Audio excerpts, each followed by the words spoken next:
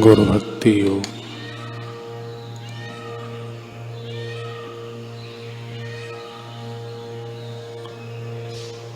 जीवन का ध्येय गुरु की सेवा करने का बनाओ।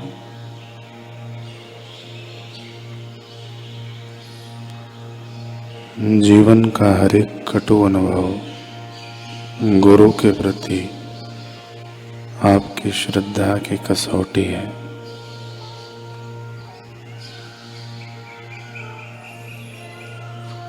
शिष्य कार्य की गिनती करता है, जबकि गुरु उसके पीछे निहित हेतु और इरादे की तुलना करते हैं।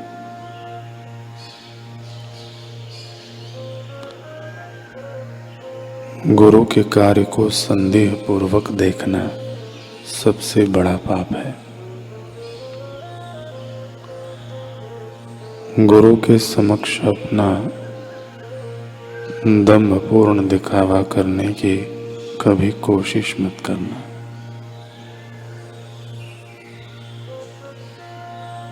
शिष्य के लिए तो गुरु आज्ञा पालन जीवन का कानून है।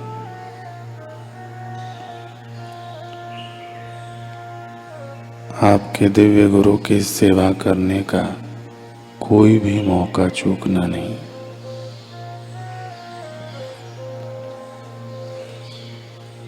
जब आप अपने दिव्य गुरु की सेवा करो, तब एक निष्ठ और वफादार रहना।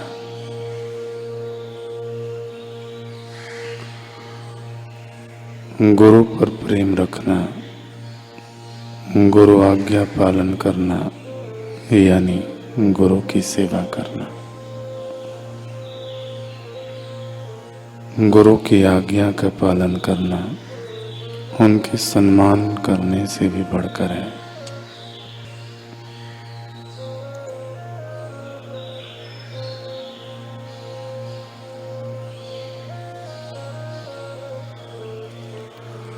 पूज्य गुरुदेव साधकों को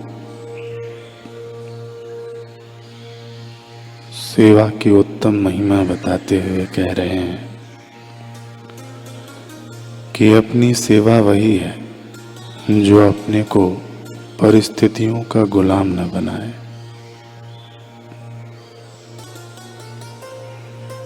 परिस्थितियों की दास्ता से मुक्त करे। जो व्यक्ति परिस्थितियों की दासता से मुक्त है वही स्वतंत्र है, और जो स्वतंत्र है, जो अपनी सेवा कर सकता है, वही विश्व की सेवा कर सकता है। चाहे उसके पास रुपया पैसा कुछ भी न हो।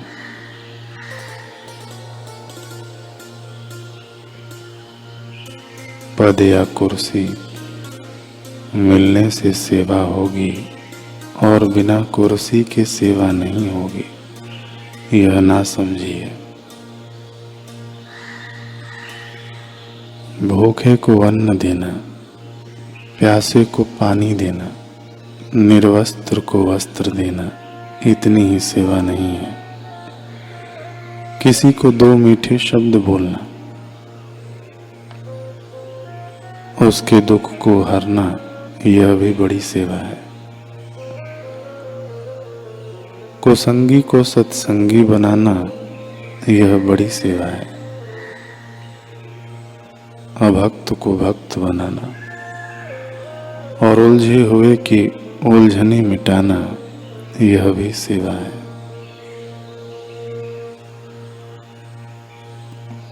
सेवा का फल चाहना सेवा धर्म को भ्रष्ट करना है। सेवा के फल को तुच्छ करना है।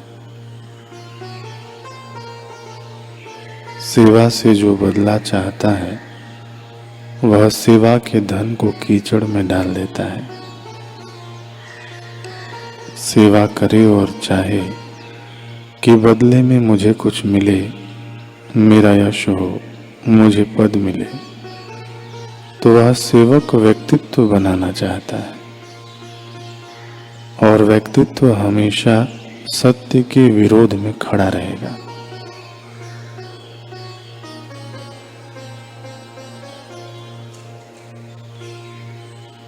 जब व्यक्तित्व सत्य के विरोध में खड़ा रहेगा तो सच्चाई से सेवा भी नहीं करने देगा।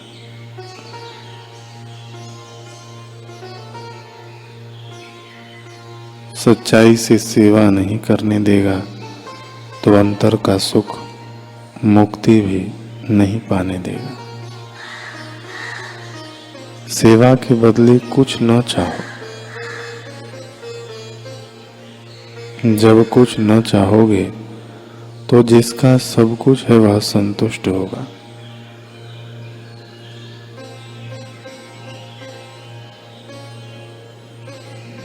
अपना अंतरात्मा तृप्त होगा, खुश होगा। फिर कुछ न चाहने वाले को सब कुछ मिलता है। जो कुछ चाहता है वह कुछ गंवाता है, लेकिन जो कुछ नहीं चाहता वह सब कुछ वाले को पाता है। जो किसी को प्रेम करता है वह किसी से द्वेष करेगा, लेकिन जो किसी को प्रेम नहीं करता वह सबको प्रेम करता है। और जो सबको प्रेम करता है वह किसी व्यक्तित्व में, परिस्थिति में बंधता नहीं है, वह निर्बंध हो जाता है। जो निर्बंध हो जाता है उसका दूसरों को भी निर्बंध करने का सामर्थ्य निखरता है। तो सच्ची सेवा का उदय उसी दिन से होता है जब सेवक भले सेवा कम कर ले, लेकिन सोचे कि यह मिटने वाला नश्वर शरीर पता नहीं कब छूट जाए। जब तक शारीरिक क्षमता है इस नश्वर तन से सेवा करो और भाव सबके लिए अच्छा रखो। यह मन से सेवा करें और लक्ष्य सबका ईश्वरीय सुख बनाओ। यह बुद्धि से सेवा करने का निर्णय कर ले और बदले में मुझे कुछ नहीं चाहिए, ऐसा दृढ़ भाव रखें। क्योंकि शरीर प्रकृति का है, मन प्रकृति का है, बुद्धि प्रकृति की है, और जहां सेवा कर रहे हैं वह संसार प्रकृति का है। संसार के लोग प्रकृति के हैं, संसार की परिस्थितियां प्रकृति की हैं। प्रकृति की चीज प्रकृति को अर्पण कर देने से आप प्रकृति के दबाव और प्रकृति के आकर्षण से मुक्त हो जाते हैं। जब प्रकृति के दबाव और आकर्षण से मुक्त हो गए तो आप परमात्मा में टिक गए। जो आपका स्वतः स्वभाव था आप उसमें टिक गए, उसके आनंद में डूब गए। यह एक दिन की बात नहीं है, धीरे धीरे होगा। आपके पास शारीरिक बल, मानसिक बल, बौद्धिक बल जितना भी हो, चाहे मुट्ठी भर हो, उसका आप ईश्वर की विराट सृष्टि में ईश्वर की प्रसन्नता के लिए सदुपयोग करो। सदुपयोग मतलब उससे सेवा करो तो आप पाओगे कि ज्यों-ज्यों आप अपनी योग्यता सेवा में लगा रहे हैं, त्यों-त्यों आपकी योग्यता जादुई ढंग से बढ़ रही है।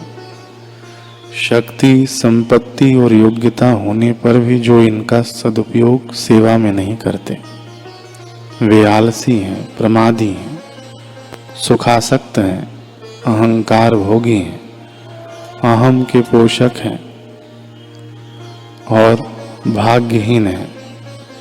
यही चीजें उनको जन्म मरण में बांधती रहती हैं। हमारे पास जो भी योग्यता है वह देने वाले की सृष्टि की सेवा करने के लिए है।